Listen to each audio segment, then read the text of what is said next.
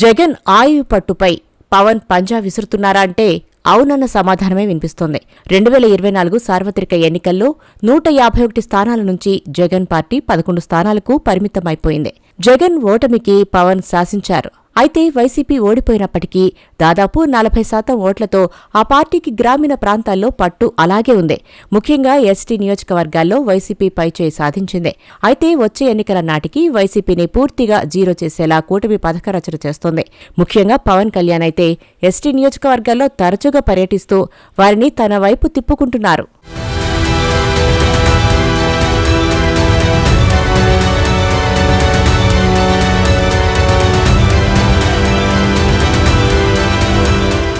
అధికారంలోకి వచ్చిన నాటి నుంచి పవన్ అనేక సంస్కరణలతో పాలనలో తనదైన ముద్ర వేసిన పరిస్థితి చూస్తూనే ఉన్నాం.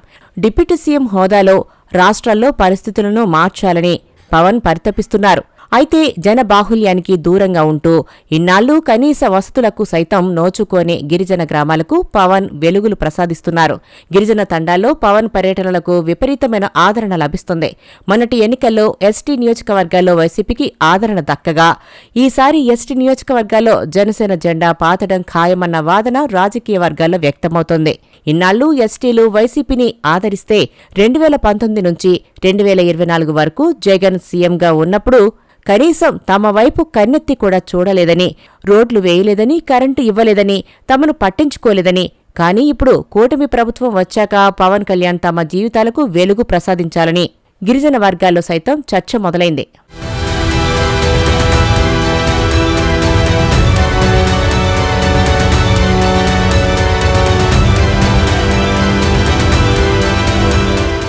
ఎస్టీ నియోజకవర్గాల్లో పట్టు సంపాదిస్తే జగన్ను ఒక వర్గాన్ని దూరం చేసినట్లే అవుతుంది.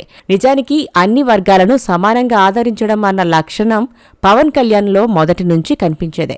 కులమతాలకు అతీతంగా పవన్ చర్యలు కనిపిస్తాయి. అయితే ఎలాంటి అభివృద్ధికి నోచుకోకుండా ఇన్నాళ్లు వెనుకబాటుతనంలో మగ్గిపోయిన గిరిజనుల బాగోగుల కోసం పవన్ పరితపిస్తున్నారు.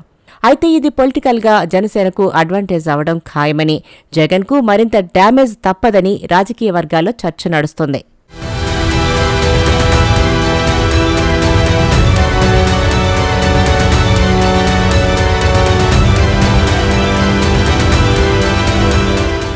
ఏపీ రాజకీయ చదరంగంలో జనసేన రాకెట్ వేగంతో దూసుకుపోతోంది. ఇప్పటికే సార్వత్రిక ఎన్నికల్లో పోటీ చేసిన అన్ని స్థానాల్లో విజయం సాధించి దేశ రాజకీయాల్లో రికార్డులకు ఎక్కింది ఆ పార్టీ. అయితే క్షేత్రస్థాయిలో ఇంకా బలం పెంచుకునేందుకు జనసేన పావులు కదుపుతోంది. ఆ దిశగా ఇప్పటికే అడుగులు వేస్తుంది. వచ్చే ఎన్నికల నాటికి ఇంతకు 4-5 రెట్లు బలం పెంచుకునే దిశగా వ్యూహాలు రచిస్తోంది. తదుపరి ఎన్నికల నాటికి కూటమిలో పోటీ చేసినా, ఒంటరిగా పోటీ చేసినా జనసేన సీట్ల సంఖ్య పెరగడం ఖాయం. ప్రస్తుతం జనసేనకు 21 మంది ఎమ్మెల్యేలు ఉండగా రాష్ట్రంలోని మిగతా నియోజకవర్గాల్లో కూడా పార్టీ బలపడేలా చర్యలు తీసుకుంటున్నారు పవన్ కళ్యాణ్. మిగతా జిల్లాలతో పోలిస్తే గోదావరి జిల్లాలో జనసేనకు బలం ఎక్కువ. అలాగే ఉత్తరాంధ్రలో కూడా జనసేనకు పెద్ద ఎత్తున ఆదరణ ఉంది. పార్టీని పూర్తి స్థాయిలో ఉభయ గోదావరి, ఉత్తరాంధ్ర జిల్లాల్లో విస్తరించి బలం పెంచేందుకు పవన్ కళ్యాణ్ తనదైన శైలిలో ముందుకు వెళ్తున్నారు. ఇక ఎస్టీ నియోజకవర్గాల్లో కూడా జనసేన బలం పెరిగితే వైసీపీ కంచుకోటలకు బీటలు పడడం గ్యారంటీ. మరి జనసేన పొలిటికల్ ఫ్యూచర్ ఏ మలుపు తీసుకుంటుందో వేచి చూడాల్సిందే.